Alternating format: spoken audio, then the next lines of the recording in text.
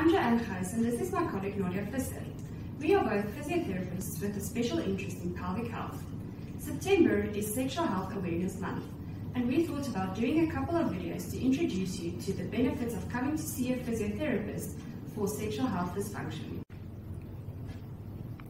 Nadia, will you please tell us what can go wrong in a female pelvis with regard to sexual function? Well, we get what I call these days genital and pelvic pain and penetration disorder. Basically what it means is pain around the genital area, pain around the pelvic area and involving the organs of the pelvic area, as well as pain or the inability to have penetration.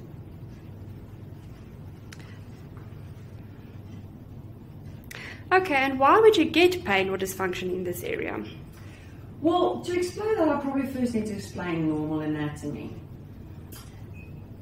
When you look at a female pelvis area, there are actually 3 muscles on each side, just on the outside of the opening of the vagina and the urethra, which we call the vestibulum. On the inside, there's 6 on each side, and that doesn't include the muscles that sits around the back in the sacrum area even. So like any other area in your body, if there is shortened muscles or muscles that are in spasm, they will cause a change in movement and dysfunction, and of course pain as a result of it. What is the normal function of these muscles? They actually have quite a multitude of functions. The one that we all know is that part of your stability of your pelvic area when you're walking, standing, whatever you're doing. The second thing is actually you have to support your organs. You've got your uterus and a rectum and your intestine and everything sitting on top of it. And thirdly, they have to have a big control over your continence or the ability to let go of poo and pee or allow penetration. The way they do that are the 3 that actually on each side that actually forms a unit muscle that we call the Levator Ani. And it works like a sling. So when the muscle is relaxed, it allows the vaginal opening and the rectum to actually be straight or 165 degrees if you want to be technical. And when the muscles contract, they actually hook around the muscle and they close them to create a 90-degree angle. And that's how it prevents poo from going out. And of course, if it stays in that position and is not able to let go again, it will prevent anything penetrating into the vagina. So Nadia, when a new patient comes to physiotherapy for this, what can a patient expect from physiotherapy? Well, first off, privacy and confidentiality. We treat in a private room so other patients cannot hear what's going on. We definitely keep it as confidential as law also and any personal patient would want to.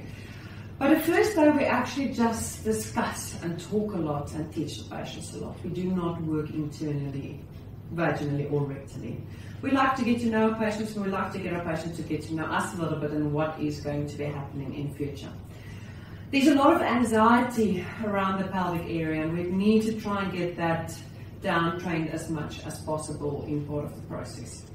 So the first day we'll have a very complex, what I call the subjective assessment. So we'll go through your history, personal history of hormonal periods, even when you were small, potty training, sexual history, first time having penetration, how was it, and everything building up to where we are today.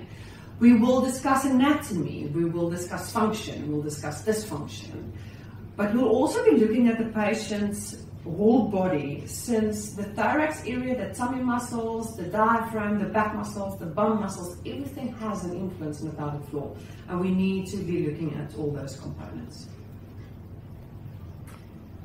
And just tell us a bit about the actual evaluation of the pelvic floor muscles itself. Okay, what we do is we put a linen saver on the bed, we give a nice big towel to the patient, and they have to take off all their clothes underwear, not to the top. And we first start by assessing the outside of the pelvic floor area if we need to look at this component. So we'll be looking at the skin, the condition of the skin, the texture of the skin. Is it dry, is it red, is it itchy, is it irritated? We'll also be looking if there was any previous trauma, little tears, little fissures, did a lady give normal birth previously or not, that type of thing. History of hemorrhoids you can also see around the anal area. And we'll start by touching the skin around the vaginal opening, like what we call the vestibulum, with an earbud. And there we need to test sensation. Because a normal sensation of the pelvic area around the outside, if you just touch it, it should feel like touch. And women that have these pain disorders actually feels like an increased burning, stinging, sharp sensation, like something is stabbing at them, even up to a 9 or a 10 out of 10. If it is possible, we do try and keep it as pain-free as possible with the finger going in. We insert a finger in a glove with lots of lube, and we then go inside and we start palpating all the muscles on the inside and see which are painful on palpation.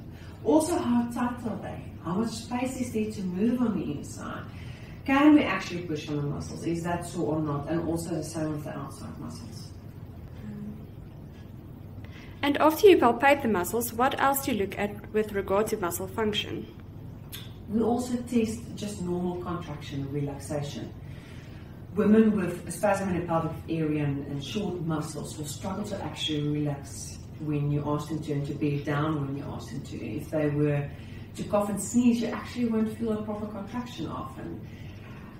So we'll ask a voluntary contraction, a voluntary relaxation. We'll also do an involuntary relaxation and contraction of coughing and sneezing, or if they can sneeze on demand. We'll also look at endurance. How long can they keep a contraction? Okay. Thank you very much, Nadia. I think that gives us a good overview of what can go wrong and why we have sexual dysfunction, and what a woman can expect from visiting a physiotherapist. Come back next time to see how we treat these muscles.